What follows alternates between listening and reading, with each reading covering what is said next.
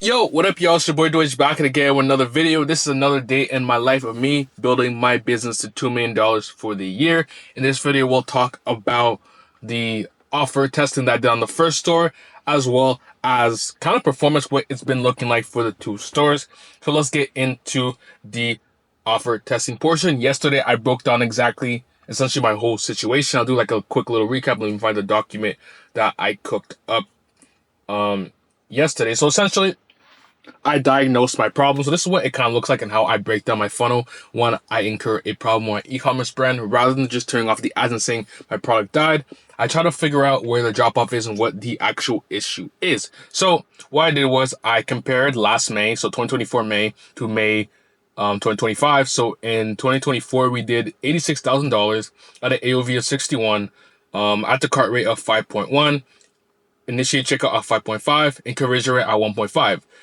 Today, right now, it's May 14th. We did $12,000 on track for 30K a month, which honestly is pretty shit. We don't want to be doing that amount with that store. AOV is $89. At the cart rate is 3.91.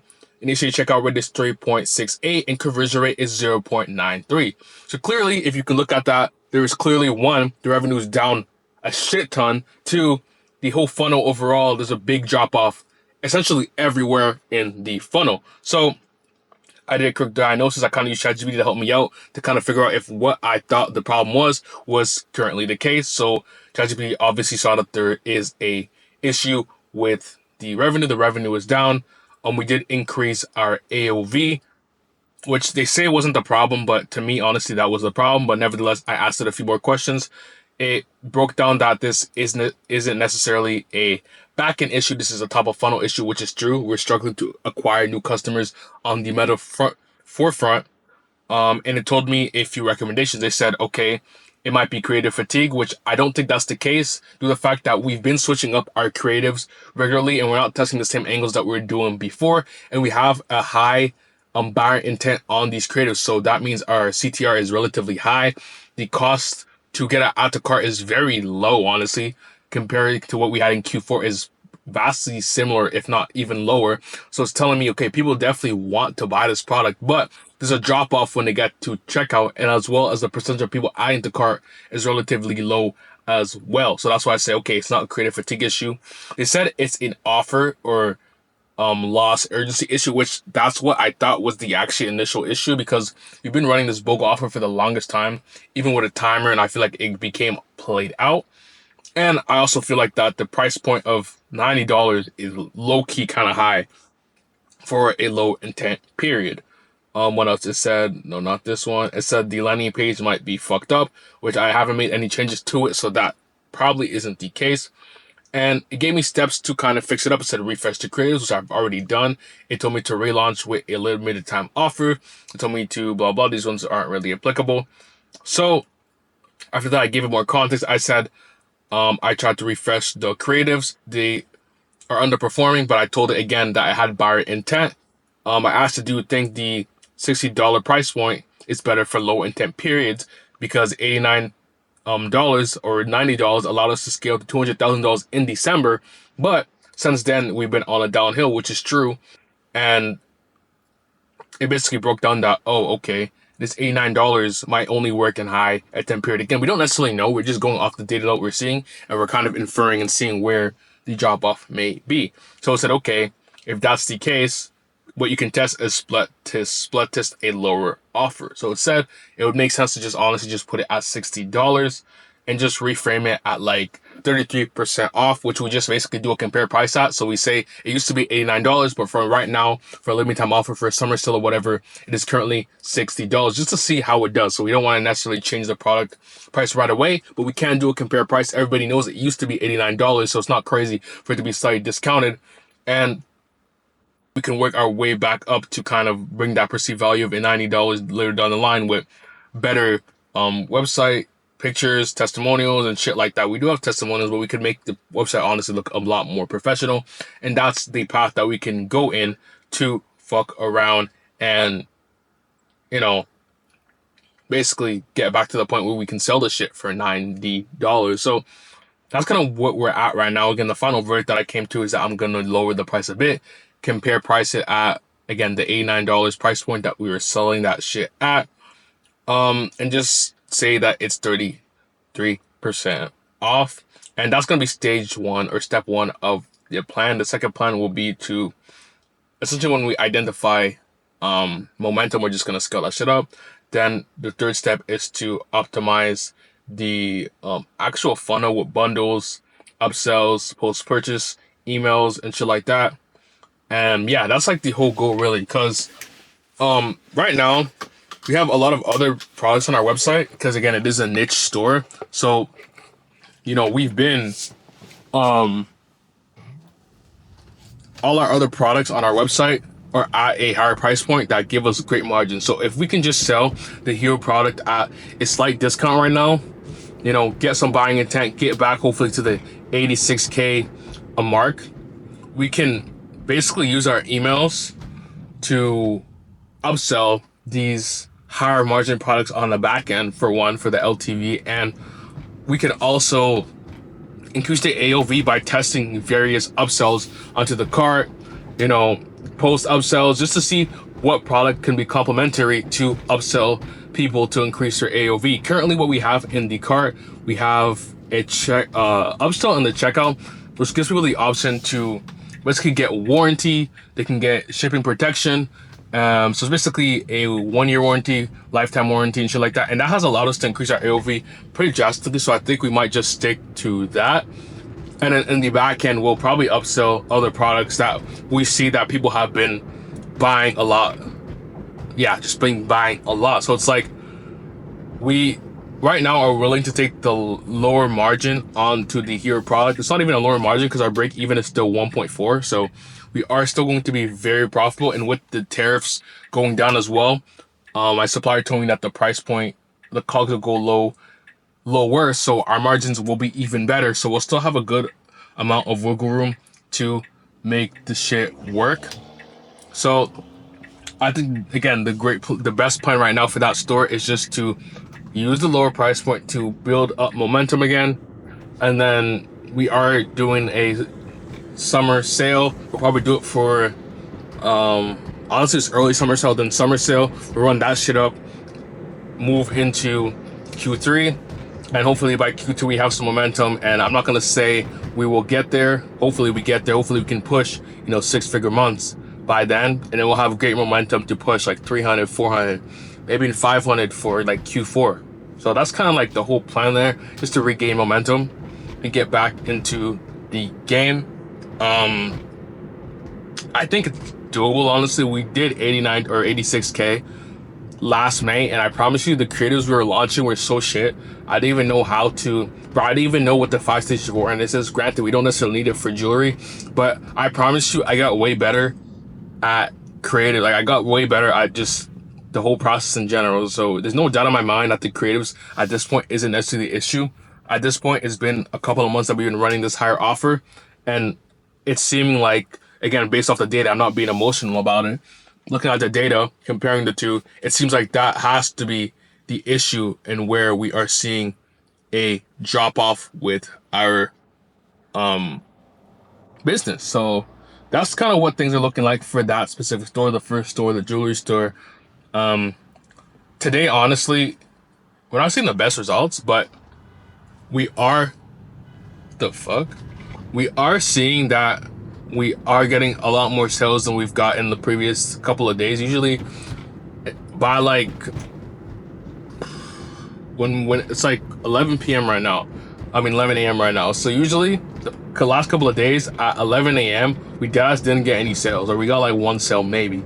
But today we got like 4 sales. So it's looking like, hopefully, this kind of increased our chances of getting, again, better acquisitions at a better price point, and we can hopefully sell this shit and scale up. Because again, we have the back end dialed in, we have emails, blah blah blah. We have Google as well. I forgot to mention that usually spends around 10 to 20% of whatever Meta spends at, and if we're able to crack a good offer, it'll easily do it through us.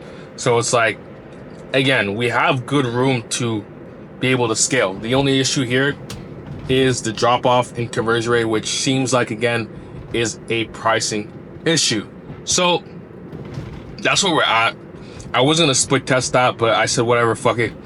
I'm just do again a compared price and see how it performs. If that does shit, then we might low-key be cooked, and we might have to test a different hero product or some shit. I don't know. But I don't think that's the case, just from what the data is telling me. So that's kind of where we're at currently with that store. Performance currently, as you guys can kind of tell from the tone I'm speaking about this, isn't the best, honestly. It's pretty shit the last couple of days. The last, how many weeks? Has been like low-key like a week that has been drastically ass. So yeah, performance on the first store is not the best.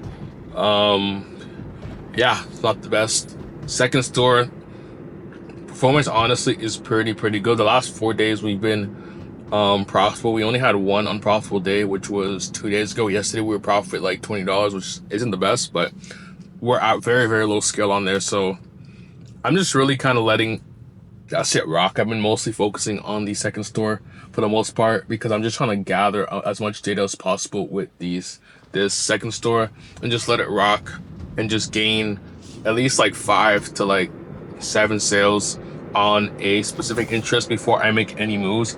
I used to kind of make that decision at like 3 sales, but when I'm looking at the results, not because we are running different countries inside the ABO interests, we kind of have to give it a bit more time to identify which country as well is getting the most spend and which creative is getting the most spend, and just give it time to optimize towards all that. So when we duplicate in the CPO, it's really a winning audience, really winning creatives that are being targeted, so it can scale well. Because again, I told the story a while ago, but I was running this water flosser, like I don't care about telling the product. I was able to get it to $400 a day relatively quickly, like damn near like, and again, the creators on there were also shit as hell. We did it really quickly. All we did was we identified, and we were running at a higher budget with the ABOs, but we identified an ABO that was working, and we literally just duped it into a CBO, and then we started doing $400 a day. It's literally that easy. So I'm not going to force anything when the performance isn't where it needs to be. It's not hitting the KPIs that we need. I know if we are able to hit this 5 sale threshold and identify a winning audience, winning creatives, winning everything, we'll be able to push that forward. And from there on, we can diversify our traffic into different creatives. And that's when I think we'll really take off and be able to scale that business up as well. So that's kind of what performance is looking like as a whole with these 2 stores. We are just honestly just in the trenches trying to rebuild back momentum with it, and just get back to where we are. As you guys can see on the channel, if you guys been following the channel, if you're new here, you know, we were running this first store out fairly decently. Then we lost our ad account, we lost access to it, we lost basically our whole pixel and all shit like that. And since then, we really just been rebuilding and looking to build back up the brand, which is unfortunate. Like I talked about this again back then, go back on the channel, but we should have had backups, blah blah blah, whatever. You learn, you live and you learn. So yeah, we're currently still in the trenches. I want to say I'm confident, honestly, that we will see some great performance in the near future. There's no doubt on my mind. You know, I'm learning a bunch of shit, we're testing a bunch of shit. Like, it's only a matter of time, and I really feel it in my blood. Like, it is what it is. Like, if it isn't now, whatever, it is what it is. Like, I know it'll come. So we just literally just got to keep working. But that's kind of that for performance updates. And yeah, I'm just pulling into the gym right now. Honestly, like, any of you guys in this ecom shit, like, I'm not gonna lie, I'm gonna be keeping a buck with y'all. Like, the last couple of like month-ish with this ecom stuff, it's like you're working, and then you get hit with a roadblock. It's like you keep working, and a lot of y'all might be able to relate to this, where like, you know, you keep getting slapped, just getting punched in the face, just getting punched repeatedly, just getting hit with like this Mayweather uppercut with your store, with your tests and shit like that.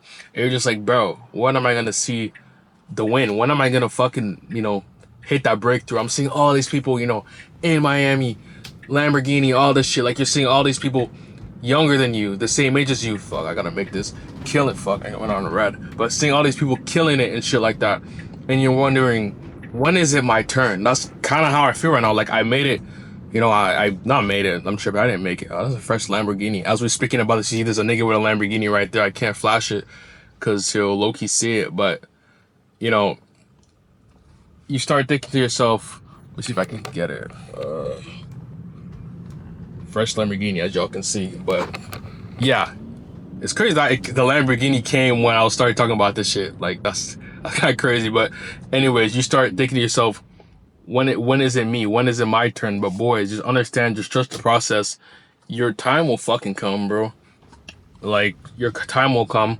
I've seen some success with this stuff. I've been in a downhill, like straight losses for like a minute now. I catch some wins, then I get hit with a bigger loss. Like it's a part of the game. All these things are honestly God testing you to see if you really want it, and it's also shaping you to be the entrepreneur that's able to handle basically anything that's thrown at you, all this adversity. Like if the shit was easy, bro, and I say this shit a lot, if it was easy, I promise you everybody would be doing it, everybody would be rich, and it wouldn't be fun. But that's what it, like, this stuff is not meant to be easy. You're supposed to struggle, and that's what, gives you the knowledge and experience to basically understand that you are basically who you think you are. Like, I'm not gonna lie, like if everything is easy, like that's why a lot of these like crypto people or anybody that honestly just hits a one hit wonder type of way to make money, so like they just get one quick pump, most of the time like they might not learn anything, and now they can't replicate the money and they're fucked. If you're constantly losing, you're constantly taking L's, and you're just stuck, you don't know what to do, but you keep overcoming these issues and you keep learning new things, solving all these problems, you're gonna get to a point where you've seen every issue in ecom, and it's just gonna be so easy to your brain. It's gonna be in the back of your hand. It's gonna be so easy for you to fuck around and just solve every problem you need to solve, and you're just gonna become damn near a wizard of ecom because you're gonna be in this shit for a very long time. Every problem you're gonna see, damn, out of account ban, boom, I do this. Damn, my offers are converted, boom, I do this. And over time, the money's just gonna come. The biggest thing that a lot of people don't realize is that as long as you keep learning, as long as you keep doing what you need to do, and you actually learn the proper skills that you need to learn, the money will come in due time. Just trust the process. Literally put all your worries in God. Trust in Him that He will deliver you and just, bring you to where you need to do, and He'll put you in the right path. You guys have to understand that when it comes to this shit, you might say, fuck, I want to make $1 million next year. You might not make $1 million next year. You might not even make it in 2 years. But on that third year, you might make that $1 million because that's when you're ready. That's when you learn the lessons that you need to learn to get to that point. A lot of people, they'll stop at that point where they'll lose a grand. They'll stop at that point when they lose 10K. They lose at that point when this and this happens. But you have to understand that is a part of the journey. I said this in like 5 videos ago. You lose 10K trying to make 100K. You lose 100K trying to make a mil. And so on and so on. Like, I've damn near lost 100 bands with this shit.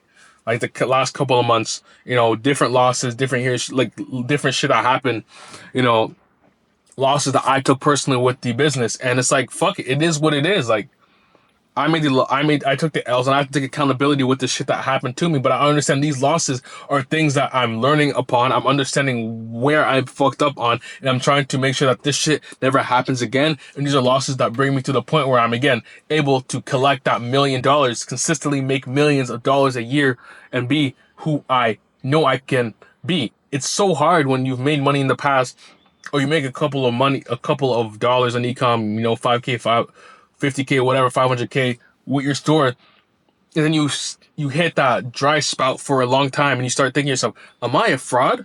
Do I know what am I doing, or what I'm doing? And you're like, damn, what the fuck is going on?